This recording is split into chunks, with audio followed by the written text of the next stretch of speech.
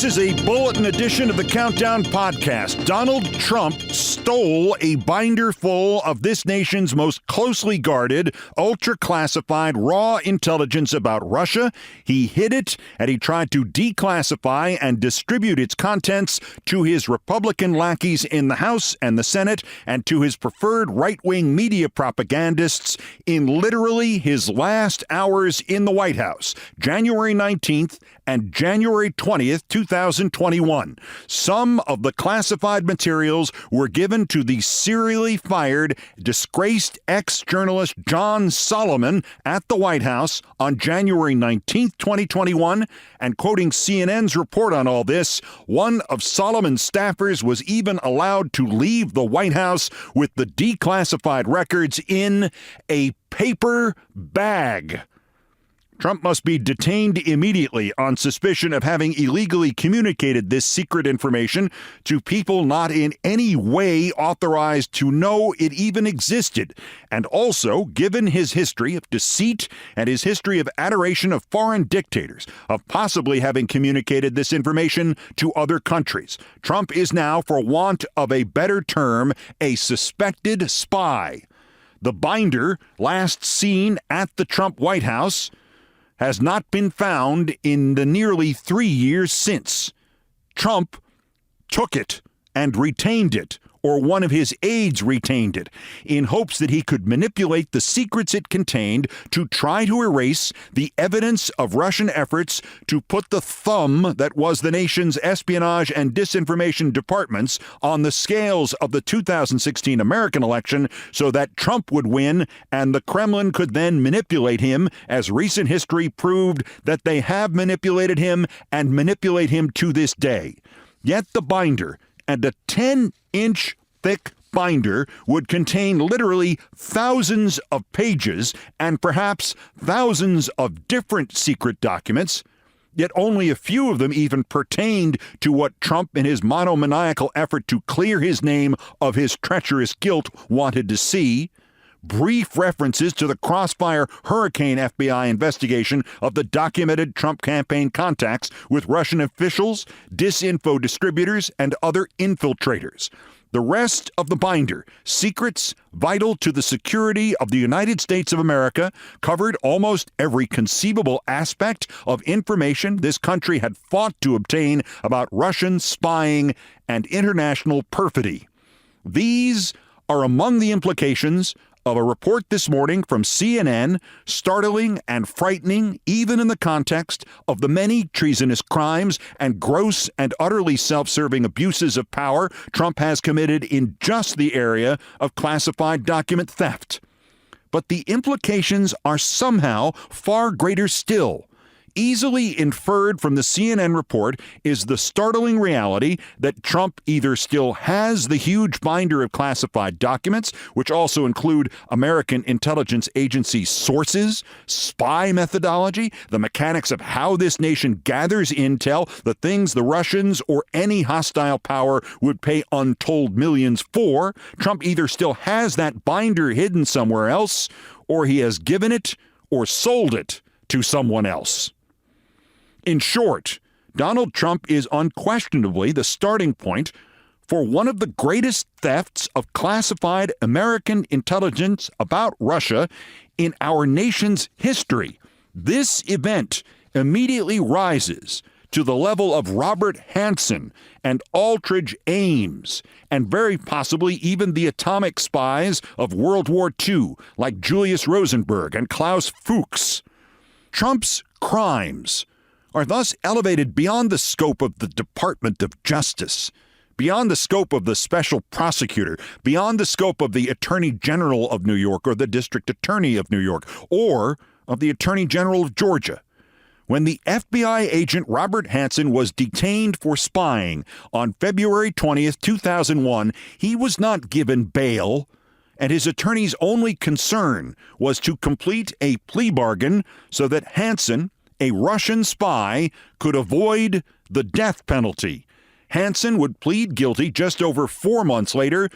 To this day, he is serving 15 consecutive life sentences. The CNN report today also incriminates Trump's last chief of staff and co-defendant, Mark Meadows. Trump ordered the Russia binder brought to the White House late during his occupation of that office, quote, under the care of Meadows. Quoting CNN again, the binder was scoured by Republican aides working to redact the most sensitive information so it could be declassified and released publicly. Top Trump administration officials repeatedly tried to block the former president from releasing the documents. On January 19, 2021, Trump tried to declassify most of the contents of that binder. To again quote the CNN story by Jeremy Herb, Katie Bo-Lillis, Natasha Bertrand, Evan Perez, and Zachary Cohen, multiple copies of the redacted binder were created inside the White House with plans to distribute them across Washington to Republicans in Congress and right-wing journalists. Instead, copies initially sent out were frantically retrieved at the direction of White House lawyers demanding additional redactions. Just minutes before Joe Biden was inaugurated, Meadows rushed to the Justice Department to hand deliver a redacted copy for a last review. But an unredacted version of the binder containing the classified raw intelligence went missing. CNN notes that the binder was not in either Trump's voluntary return of documents that he stole and hid at Mar-a-Lago, nor was it found during the FBI search of Mar-a-Lago weeks later last year. The binder is also not referenced in the indictment of Trump by the special counsel's office for his mishandling of classified information. There is a clue, however, buried in the closed-door testimony of the Meadows aide Cassidy Hutchinson to the House January 6th committee. Quoting her, "I am almost positive it went home with Mr. Meadows." Meadows' lawyer has denied this to CNN. As if this story, on its surface, were not appalling enough, not terrifying enough. And remember, if this were the year 2003, and this or a similar binder had been taken by, say, a suspected al-Qaeda operative or sympathizer, the Republican president of the United States and his entire administration would have authorized the capture and the detention at Guantanamo Bay and the waterboarding of whoever was suspected of taking this binder. If what we do know about this latest act of Trump's utter disregard for American national security were not mortifying enough on the surface, there are two further threads to consider, one going back to the infamous Devin Nunes and his frantic efforts to clear Trump on any of the since-proved Russian allegations. The history of this binder begins in 2018, according to CNN, when Nunes, as chairman of the House Intelligence Committee, an ironic title for him, demanded it be compiled. The material he demanded the intelligence community produce was so sensitive that even the Republican-led committee agreed with the CIA that the documents could only be stored inside a safe, which was itself inside a vault at CIA headquarters.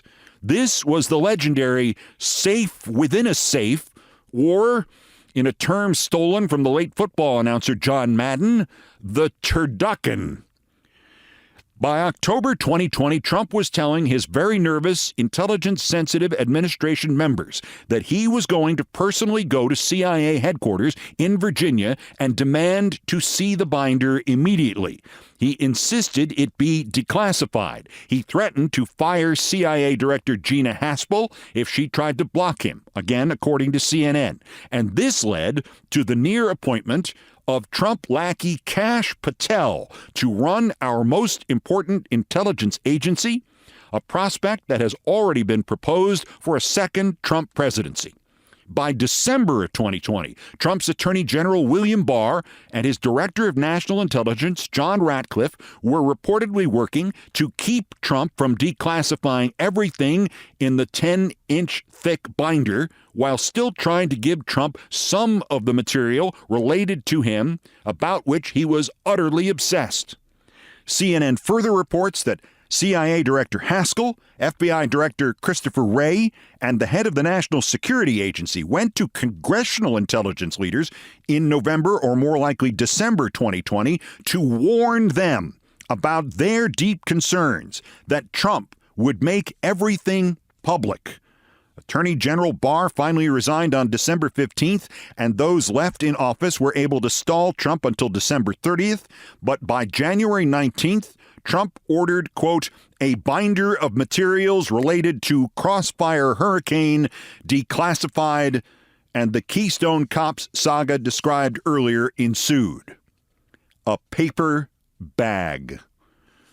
That is one thread which, if pulled on, should place Devin Nunes and other Republican congressmen of the day under the spotlight of the investigation still maintained by the special prosecutor's office, resulting in the charges against Trump in Florida. But the other thread is, of course, what did Trump expect to do with the declassified, ultra-secret American intelligence about Russia on such a late date as January 19th, 2021, the eve of the inauguration of Joe Biden? What did he hope to achieve by specifically giving it to John Solomon, who was scanning all the documents in his office when the White House frantically called and demanded the documents be returned? Was Trump's plan part of a last-minute, extra Trump coup attempt not previously recognized? Did he hope in his delusion-addled mind that on the morning of the inauguration he might invoke the Insurrection Act or some other pretense and attempt to prevent the Biden inauguration on this most false premises and by military force? Regardless, Trump is responsible for the removal and the disappearance of a 10-inch thick binder describing the essence, the elements of what this nation discovered about Russian interference in America, Russian spying in America, Russian manipulation in America. And those Americans, Trump foremost among them, who turned a blind eye to this, or enabled this, or participated in this, must meet the fullest measure of the law. Trump must be immediately detained and held without bail until and unless this secret binder is located. Trump is a clear and present danger to this country. In fact, he is more so that than he has ever been before.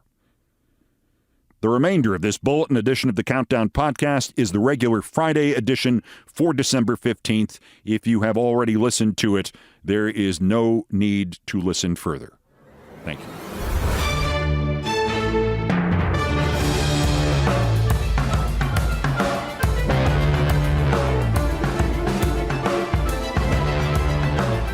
After spending most of his life as a bully, Rudolph William Louis Giuliani will go out as a coward. When it takes the jury more than one day to decide how much money you owe the people you lied about, guess what? You're going to owe the people you lied about $11 billion. Because guess what did not happen yesterday as testimony ended in the Ruby Freeman, Shay Moss, Rudy Giuliani case? I was proven to be telling the truth, and they were proven to be liars. Once again, that will happen. When I testify, you'll get the whole story, and it will be definitively clear that what I said was true, and that whatever happened to them, which is, it's unfortunate if other people overreacted, but everything I said about them is true. And Rudy never testified. Must have been laryngitis. To defend him, Giuliani's attorney, Joe Sibley, basically had to force Giuliani not to testify, and Sibley basically had to turn to an insanity plea. He compared Giuliani to a flat earther who will never believe the truth. His own client begged the jurors to remember that Giuliani did great things on 9/11. Spoiler alert, he didn't do great things on 9/11. Before the pyre had even started to die down, Rudy Giuliani was trying to leverage 2,000 dead New Yorkers into an extra-constitutional extension of his term as mayor of the city of New York. The empathy thing? A politician reading the room and feigning that he cared. Funny Rudy missed the opportunity to go under oath and finally prove that Ruby Freeman and Shay Moss stole the election from his master, Dementia J. Trump. Them and the dead president of Venezuela and the Chinese and, I don't know, the Symbionese Liberation Army and the National Football League Players Association. Funny he said nothing in his own defense or to prove his case. Actually, it'll be funny if Freeman and Moss do not file a second defamation case against Giuliani for what he said after court adjourned the first 2 days of this past week. As to this case, the jury deliberated 3.5 hours yesterday without telling Giuliani how much to make the check for. It has been quite the week for Trumpian cowardice, led by Trump himself, because if the whole Giuliani, this is my chance to prove to you I am right, the election was stolen, and they lied about me, I'm leaving because my grandmother is on fire thing sounds familiar, Trump did the same thing this week. He vowed to tell the truth under oath about the New York business fraud judge and his clerk and the attorney general and, I don't know, the Bader-Meinhof gang and the Visiting Nurse Association, and then slight change of plans. Instead of having what Trump would call a Perry Mason moment, since it is the year 1966 and all, Trump, turned out, was not revealing all, telling all. He was skipping the rest of the trial. There are all kinds of terrible and even bigoted things that one might call what Giuliani and Trump did, but the worst things to call Giuliani and Trump are Giuliani and Trump. Cowardice was also on sale at popular prices throughout Trump land this week. In Atlanta yesterday, the letters of apology required for the plea deals for Trump 19 confessed conspirators Sidney Powell and Kenneth Chesebro were obtained through a Public Records Act motion by the Atlanta Journal-Constitution, and Powell's videotape proffer may have been illuminating, but she and Chesebro spared the court and the citizens of Georgia and the United States of America any troublesome, complicated, or lengthy remorse. Quote, I apologize to the citizens of the state of Georgia and of Fulton County for my involvement in count 15 of the indictment, wrote Kenny the Cheese.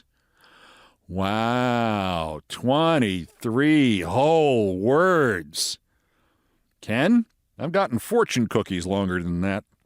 Still, Chesebro looked verbose by contrast to the Kraken lady. Quote, I apologize for my actions in connection with the events in Coffee County. 13 words. Must have been up all night editing that down, huh, Sid? You might say, so what? The apologies are insincere, the letters are formalities, and of course Giuliani wasn't going to stick to his beliefs no matter how crazy they were, and of course Trump would back out or waddle out. Words don't count to him because he's allowed to lie whenever he needs to, in both directions, at the same time, because all of the rest of us are just extras in his movie Dementia J. Trump's autobiographical history of the universe.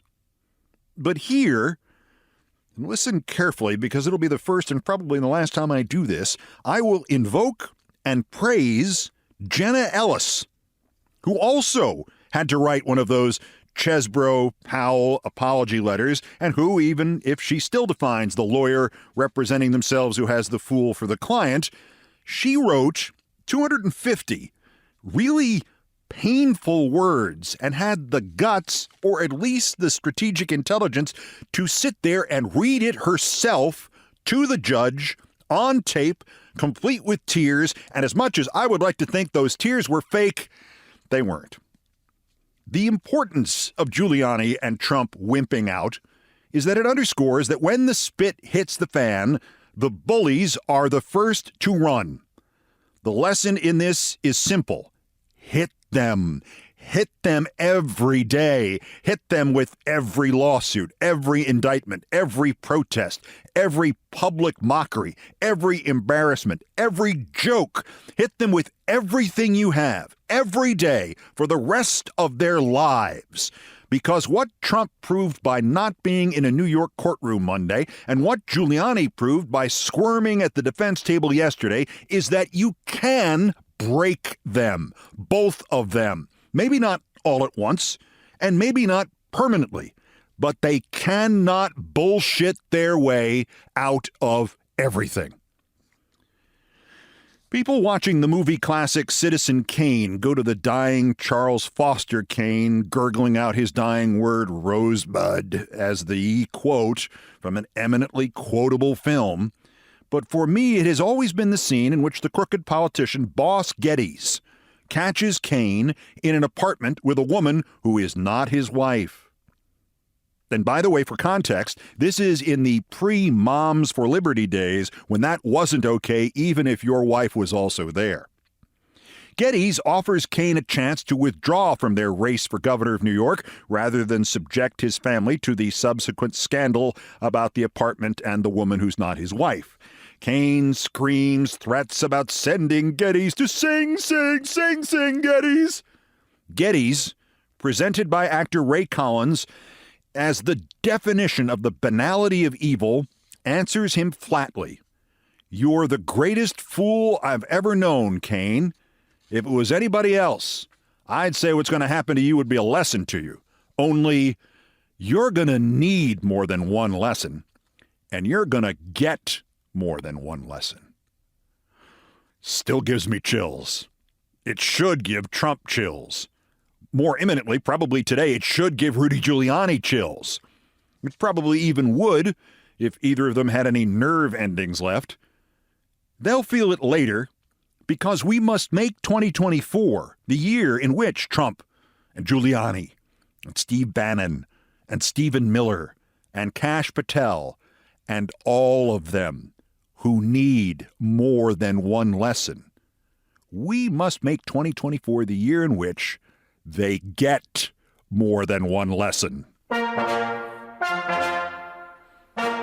By the way, before moving on to how much nobody cared about Vivek Ramaswamy in a CNN town hall Wednesday, to say nothing about Volume 3 of the Charles Barkley Gayle King Witness Relocation Hour, just to tie off that you're going to get more than one lesson quote from Citizen Kane, for the benefit of one particular listener, Mr. Dementia J. Trump, I mentioned the actor who delivered that line, portraying boss Jim W. Geddes. He was Ray Collins, and boy, has he never gotten the due he deserves.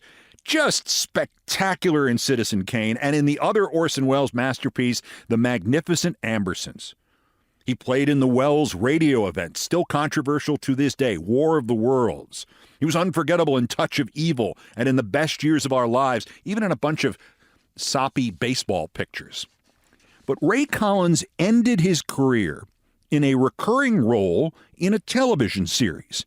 He was the diligent but a little too boastful L.A. police flatfoot Lieutenant Arthur Tragg, who always got tripped up in cross-examination by the star of the show, the attorney, Perry Mason, the one Trump keeps talking about. You're going to need more than one lesson, and you're going to get more than one lesson, Perry Mason. And that's true also for Vivek Ramaswamy and CNN. The town hall Wednesday night with the only man who might be able to outlie Trump in a battle to the death, and how I wish they would try that, Vivek Ramaswamy. The total number of viewers in prime time on CNN? 591,000. I mean, television news is dying, but it's not dying that fast. That's 5 episodes of this podcast. Whatever CNN thought it was gaining putting that paranoid manure salesman on, I can only guess. Ramaswamy even drew 31,000 fewer viewers than Ron DeSantis did on Tuesday. He drew fewer viewers than his lead-in Anderson Cooper did. 591,000 viewers. Good God, even Aaron Burnett had 659,000. And since we are on this subject, after Ramaswamy, right afterwards comes episode 3 out of a complete series of 3 of King Charles, Chris Licht's last and stupidest idea.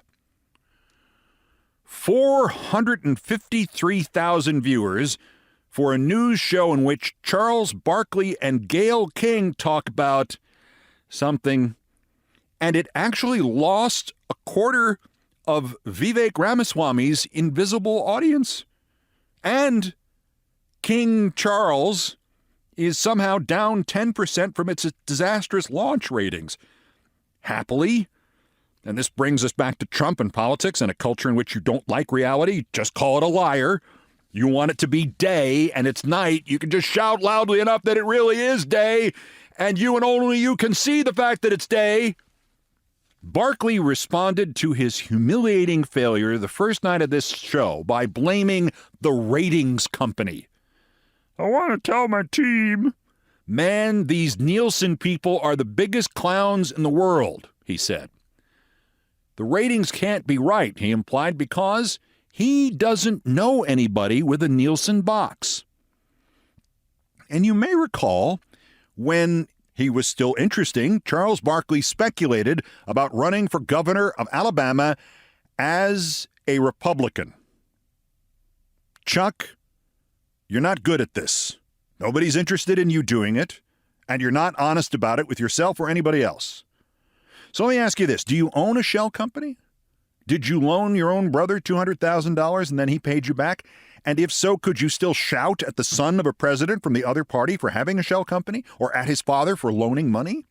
Chuck, if so, you would be perfect for today's GOP. Also, I wouldn't worry about having to tell your team anything for much longer.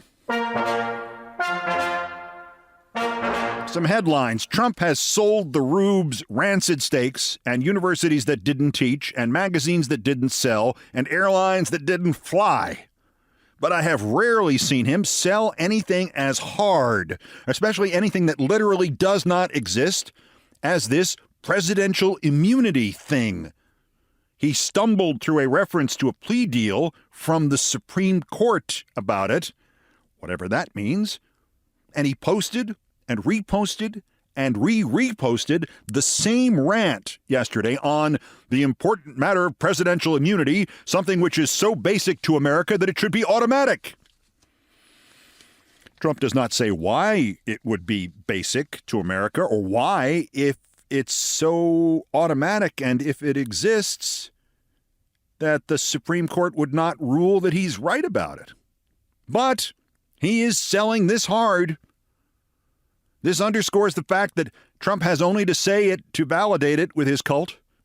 I doubt anybody would bother, but I guarantee you if you polled Dementia Jay's slaves, they would insist by 90 or 95% that, no, he had testified this week in the New York business fraud case. I saw him.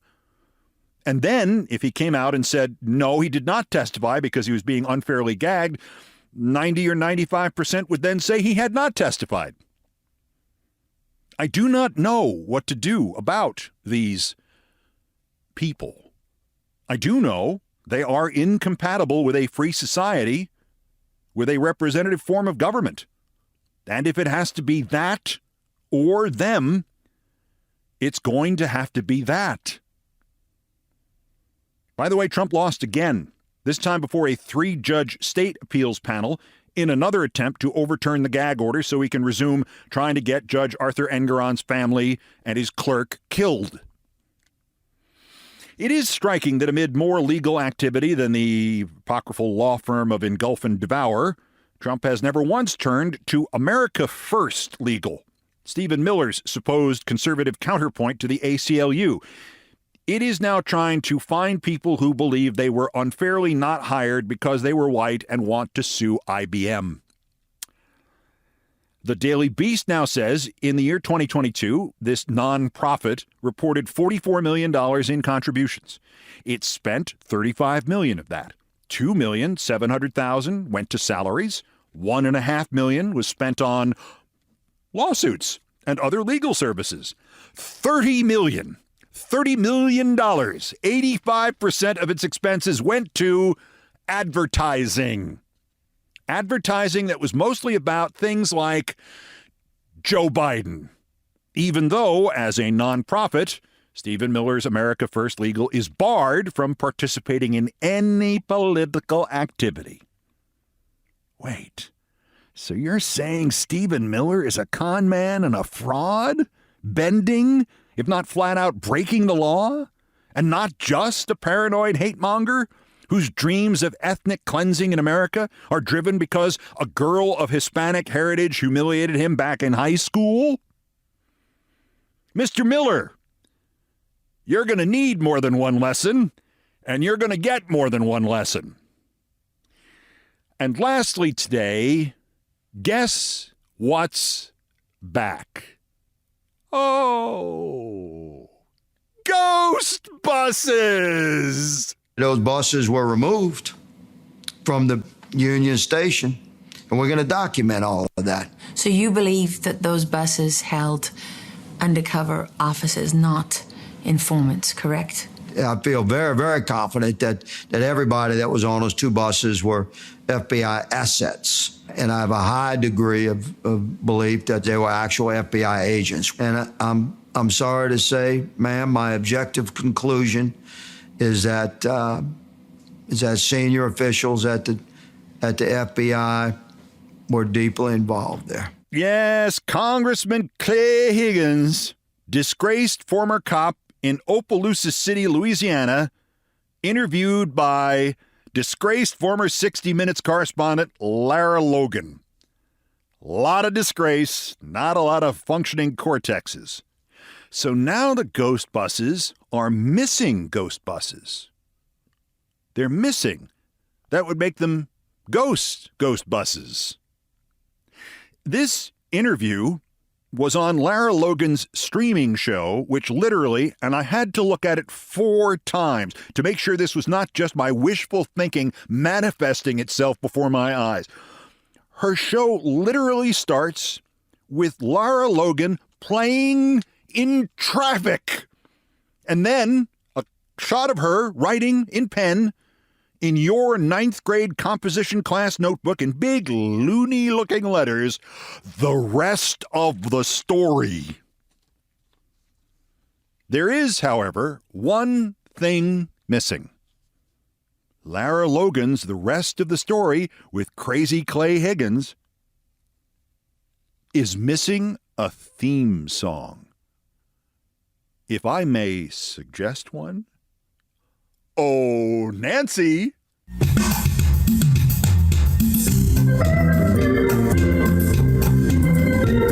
If there's something parked at your insurrection, who you gonna call? Ghostbusters! Thank you, Nancy Faust!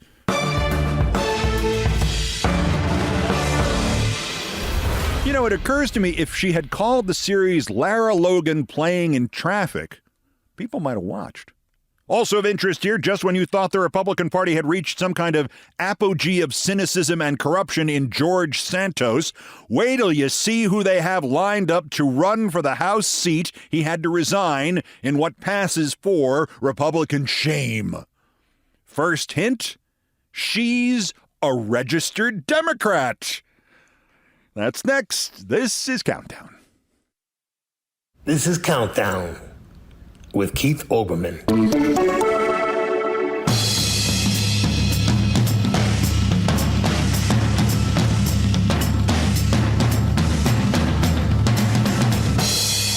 This is Sports Center. Wait, check that. Not anymore. This is Countdown with Keith Olbermann. In sports, Dateline Los Angeles. Not all the heroes are actually great players. Gene Carr has died, and in some hockey circles, he is being mourned as if he were a Hall of Famer. The 4th pick in the NHL draft in 1971, he made the St. Louis Blues opening night roster as a 20-year-old with no professional experience, and he broke into the league as perhaps the fastest skating player of his generation. His father had played briefly in the NHL. Gene Carr's mother was a championship speed skater. In the NHL of 1971, not everybody was even a good skater, and almost nobody wore a helmet. So Gene Carr, young, blonde-haired, long-haired, going from end to end of the rink, his locks flowing behind him, looked like a superstar. 14 games into his NHL career, the New York Rangers traded 4 top prospects to St. Louis for him, and Broadway welcomed Gene Carr as a hero. And in the next 139 games with the New York Rangers, Gene Carr scored 18 goals. That's not a lot. It became the subtext of games at Madison Square Garden. Gene Carr could skate from one net to the other in about 4 seconds, but if you gave him 4 minutes in front of the opposing net, he still could not score a goal. As the legendary New York-born referee and Rangers announcer Bill Chadwick once lamented, more in sympathy than in anger, Gene Carr couldn't put the puck in the ocean if he was standing on the pier. The Rangers eventually gave up and traded Gene Carr to the Los Angeles Kings in 1974. Still just 23 years old and playing in a totally no-pressure hockey environment, meaning there were about 9,000 regular Kings fans in those days. Carr played well. He learned to fight a little bit. He scored 15 goals one season, and he fell in with the celebrity crowd. One day he brought some friends to a Kings home game at the Fabulous Forum. His friends were the Eagles. The Eagles, Glenn Fry and Don Henley and everybody. And whatever else Gene Carr had or had not done when he died this week, he will last as long as rock and roll does. Because if you've ever heard the Eagles song New Kid in Town, the new kid in town, the guy they wrote that song about, reportedly anyway, was Gene Carr. Gene Carr, 79 career NHL goals, and a number 1 hit on the charts, was 72 years old.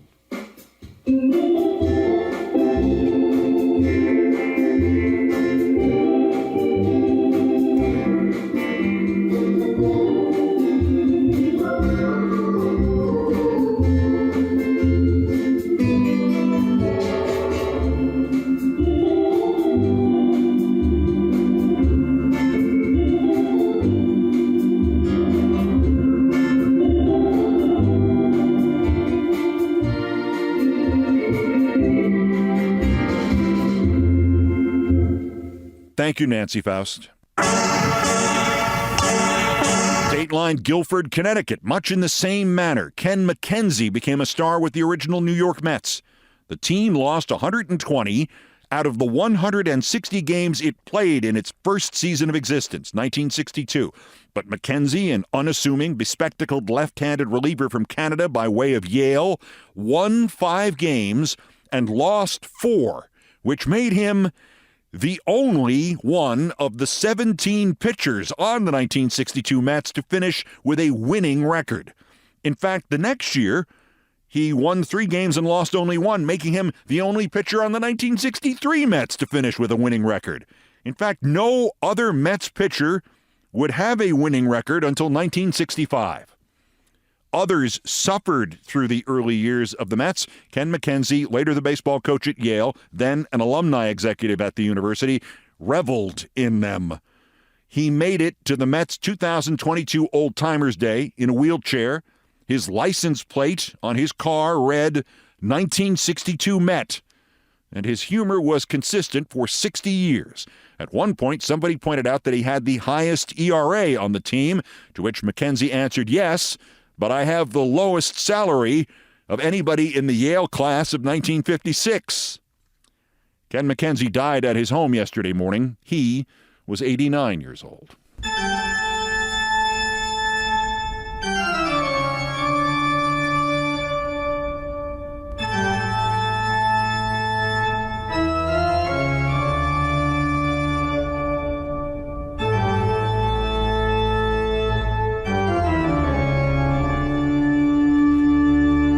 Still to come on Countdown Fridays with Thurber and Man vs. Machine, with the machine reduced to the seemingly benign, but anything but benign, medicine cabinet. 9 needles. Next. First time for the daily roundup of the miscreants, morons, and Dunning-Kruger effect specimens who constitute today's worst persons in the world standing on the pier.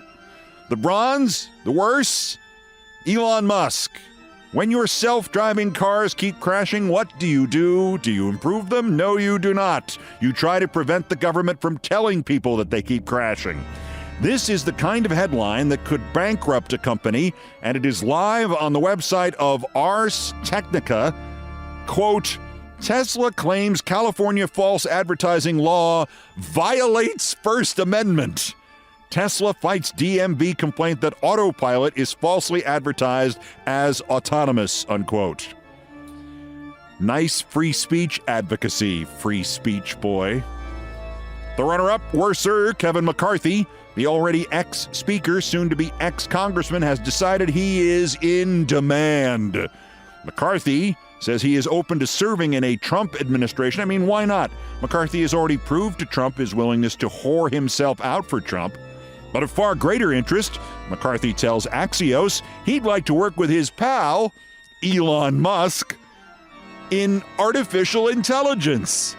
And once again, why not? I mean, when I think artificial, the first person who comes to mind is Kevin McCarthy. Intelligence? Not so much. But our winner, the Republican leadership of Queens and Nassau counties in New York. These are the people who brought us George Santos, congressman at large in drag. Their new idea to run for the seat that Santos has just had to resign from in disgrace? They have nominated a county legislator with no public platform other than support for Israel. How does she feel about abortion? Nobody knows. Trump? Nobody knows. Democracy? Nobody knows. Anything else about President Biden? Nobody knows. Her name is Mazi Malesa Pilip, and she was born in Ethiopia, and she served in the Israeli Defense Forces. She checks interesting boxes. She's black, she's a veteran, and there are a couple of drawbacks thrown in. She has a really difficult accent. She makes George Santos sound like a generic voiceover announcer. And her name is pronounced Mazi, but it's spelled M-A-Z-I. You know, like Nazi, but with an M. Her only tenuous connection to Congress is she campaigned alongside and called a, quote, amazing friend, George Santos. Oh, and one more little detail. The new Republican candidate for the House, Ms. Mazi Malesa Pilip, is a registered Democrat. Nassau and Queens County Republicans just nominated a Democrat for Congress. Hey, you know, Santos is hugely popular on that cameo thing. Think of his name recognition. Give him some time to cool off. Maybe we can run him again. The Nassau and Queens County leadership of the Republican Party. Today's worst persons in the world. Like Nazi, but with an M.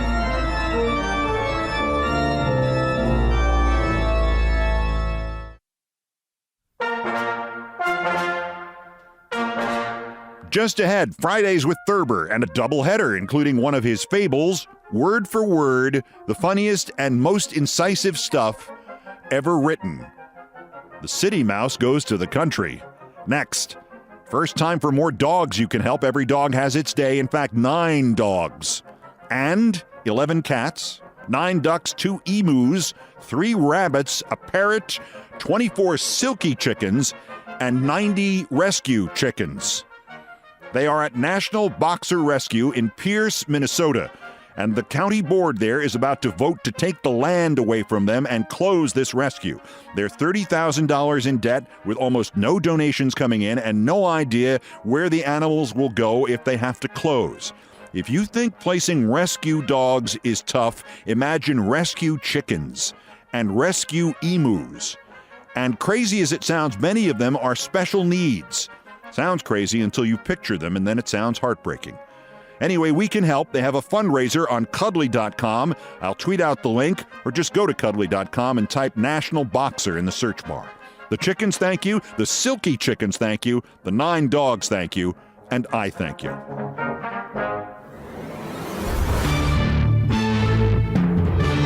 To the number one story on the countdown, and it's Fridays with Thurber, and a lot of his work details the fundamental clash between people, husband and wife, He and various relatives, a guy in a bed and a seal, two animals representing any two humans in conflict.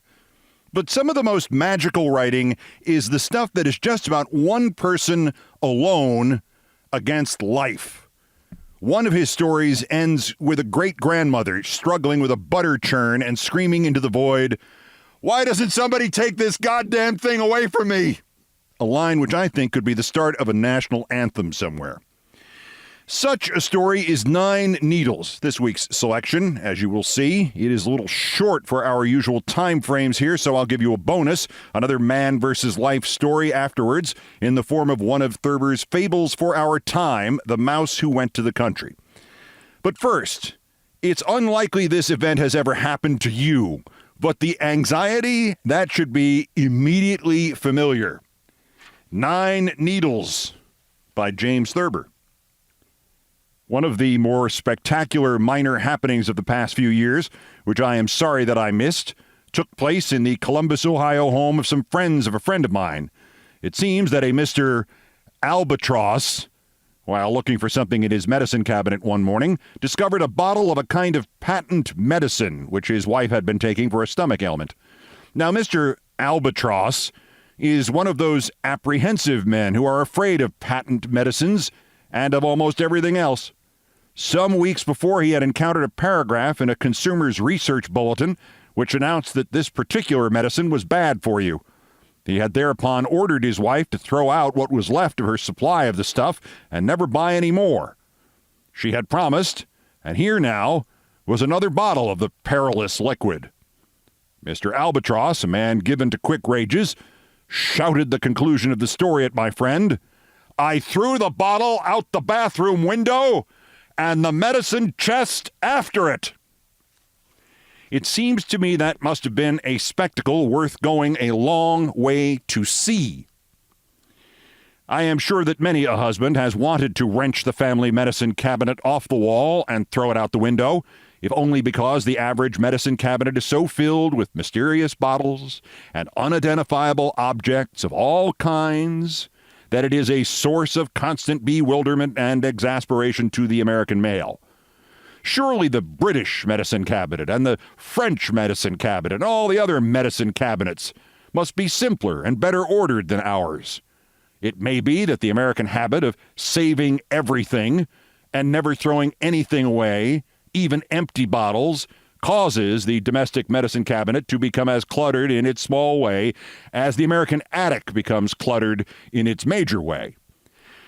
I have encountered few medicine cabinets in this country which were not packed jammed with something between 150 and 200 different items, from dental floss to boracic acid, from razor blades to sodium perborate, from adhesive tape to coconut oil. Even the neatest wife will put off clearing out the medicine cabinet on the ground that she has something else to do that is more important at that moment, or more diverting. It was in the apartment of such a wife and her husband that I became enormously involved with a medicine cabinet one morning not long ago. I had spent the weekend with this couple. They live on East 10th Street near 5th Avenue. Such a weekend as left me reluctant to rise up on Monday morning with bright and shining face and go to work. They got up and went to work, but I didn't. I didn't get up until about 2:30 in the afternoon. I had my face all lathered for shaving and the wash bowl was full of hot water when suddenly I cut myself with the razor. I cut my ear. Very few men cut their ears with razors, but I do, possibly because I was taught the old Spencerian free wrist movements by my writing teacher in the grammar grades. The ear bleeds rather profusely when cut with a razor and is difficult to get at. More angry than hurt, I jerked open the door of the medicine cabinet to see if I could find a styptic pencil, and out fell, from the top shelf, a little black paper packet containing 9 needles. It seems that his wife kept a little paper packet containing 9 needles on the top shelf of the medicine cabinet. The packet fell into the soapy water of the wash bowl, where the paper rapidly disintegrated, leaving 9 needles at large in the bowl. I was, naturally enough, not in the best condition either physical or mental, to recover 9 needles from a wash bowl. No gentleman who has lather on his face and whose ear is bleeding is in the best condition for anything, even something involving the handling of 9 large, blunt objects. It did not seem wise to me to pull the plug out of the wash bowl and let the needles go down the drain. I had visions of clogging up the plumbing system of the house, and also a vague fear of causing short circuits somehow or other. I know very little about electricity, and I don't want to have it explained to me. Finally, I groped very gently around the bowl and eventually had 4 of the needles in the palm of one hand and 3 in the palm of the other. 2 I couldn't find. If I had thought quickly and clearly, I wouldn't have done that. A lathered man whose ear is bleeding and who has 4 wet needles in one hand and 3 in the other may be said to have reached the lowest known point of human efficiency. There is nothing he can do but stand there. I tried transferring the needles in my left hand to the palm of my right hand, but I couldn't get them off my left hand. Wet needles cling to you. In the end, I wiped the needles off onto a bath towel, which was hanging on a rod above the bathtub. It was the only towel that I could find. I had to dry my hands afterward on the bath mat. Then I tried to find the needles in the towel. Hunting for 7 needles in a bath towel is the most tedious occupation I have ever engaged in. I could find only 5 of them. With the 2 that had been left in the bowl, that meant there were 4 needles in all missing. 2 in the wash bowl, and 2 others lurking in the towel or lying in the bathtub under the towel. Frightful thoughts came to me of what might happen to anyone who used that towel or washed his face in the bowl or got into the tub if I didn't find the missing needles. Well, I didn't find them. I sat down on the edge of the tub to think, and I decided finally that the only thing to do was to wrap up the towel in a newspaper and take it away with me. I also decided to leave a note for my friends explaining as clearly as I could that I was afraid there were 2 needles in the bathtub and 2 needles in the wash bowl, and that they better be careful. I looked everywhere in the apartment, but I could not find a pencil or a pen or a typewriter. I could find pieces of paper, but nothing with which to write on them. I don't know what gave me the idea, a movie I had seen perhaps, or a story I had read, but I suddenly thought of writing a message with lipstick. The wife might have an extra lipstick lying around, and if so, I concluded it would be in the medicine cabinet. I went back to the medicine cabinet and began poking around in it for a lipstick. I saw what I thought looked like the metal tip of one, and I got 2 fingers around it, began to pull gently. It was under a lot of things. Every object in the medicine cabinet began to slide. Bottles broke in the wash bowl and on the floor. Red, brown, and white liquids spurted. Nail files, scissors, razor blades, and miscellaneous objects sang and clattered and tinkled. I was covered with perfume, peroxide, and cold cream. It took me half an hour to get all the debris all together in the middle of the bathroom floor. I made no attempt to put anything back in the medicine cabinet. I knew it would take a steadier hand than mine and a less shattered spirit. Before I went away, only partly shaved, and abandoned the shambles, I left a note saying that I was afraid there were needles in the bathtub and the wash bowl, and that I had taken their towel, and that I would call up and tell them everything. I wrote it in iodine with the end of a toothbrush. I have not yet called up, I am sorry to say. I have neither found the courage nor thought up the words to explain what happened. I suppose my friends believe that I deliberately smashed up their bathroom and stole their towel. I don't know for sure, because they have not yet called me up either. 9 Needles by James Thurber.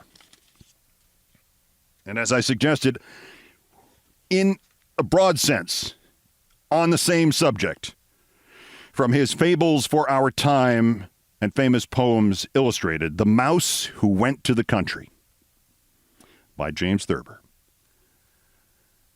Once upon a Sunday, There was a city mouse who went to visit a country mouse. He hid away on a train the country mouse had told him to take, only to find that on Sundays it did not stop at Beddington. Hence, the city mouse could not get off at Beddington and catch a bus for Seibert's Junction, where he was to be met by the country mouse. The city mouse, in fact, was carried on to Middleburg, where he waited 3 hours for a train to take him back.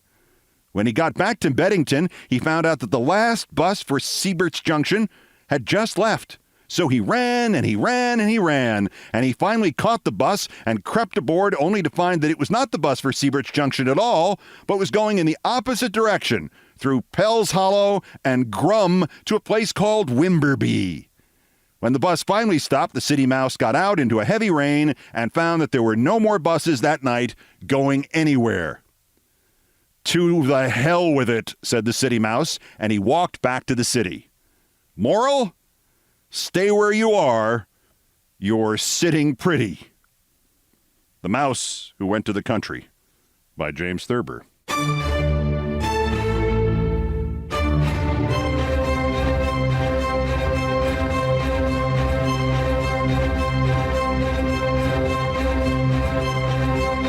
I've done all the damage I can do here. Thank you for listening. Do me a solid and tell everybody who doesn't listen to listen. In fact, post it on your Facebook wall. I'm not on Facebook. I think that's part of the issue here. Countdown has come to you from the Vin Scully Studios at the Olbermann Broadcasting Empire in New York. There's a video that I do every night promoting this thing. You could put that on your wall. Put that on your wall. Countdown musical directors Brian Ray and John Philip Chanel arranged, produced, and performed most of our music. Mr. Chanel handled orchestration and keyboards. Mr. Ray was on guitars, bass, and drums, and it was produced by TKO Brothers. Other music, including some of the Beethoven compositions, arranged and performed by the group No Horns Allowed. The sports music is courtesy ESPN Inc. It was written by Mitch Warren Davis. We call it the Olbermann theme from ESPN2. Our satirical and pithy musical comments are by Nancy Faust, the best baseball stadium organist ever. Our announcer today was my friend Stevie Van Zandt. Everything else was pretty much my fault. That's Countdown for this, the 1074th day since Dementia J. Trump's first attempted coup against the democratically elected government of the United States. Use the Insurrection Act against him and them while we still can. The next scheduled countdown is Tuesday, bulletins as the news warrants. Till then, I'm Keith Olbermann. Good morning, good afternoon, good night, and good luck.